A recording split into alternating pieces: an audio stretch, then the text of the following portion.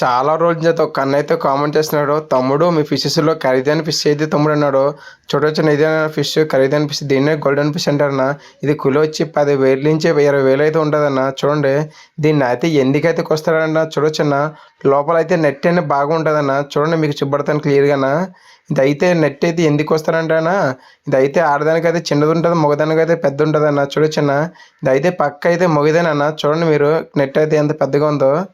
ఇదైతే ఎందుకంటే అలా చేస్తారంటేనా, మగదానికైతే రేట్ ఎక్కువ ఉంటుంది, ఆడదానికి రేట్ తక్కువ ఉంటుంది అన్న. ఇదైతే పక్క అయితే మగదేనన్న. చూడొచ్చు మీరు. మీకైతే డౌట్ రాదు, తమ్ముడు ఇది ఎందుకు తమ్ముడు ఇంత రేటు 10,000 నుంచి 20,000 అంటున్నావు కేజీ అనొచ్చు మీరు.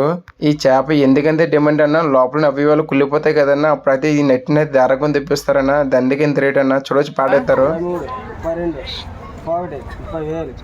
కింగ్ ఫిష్ అన్న. అవునన్నా. ఒక అన్నీ అయితే 30,000కి పాడుకున్నాను. చూడొచ్చు అన్న. ఇవన్నీ పాడుకున్నారన్న 30,000కి అయితే. చూడండి చేప అయితే మొత్తం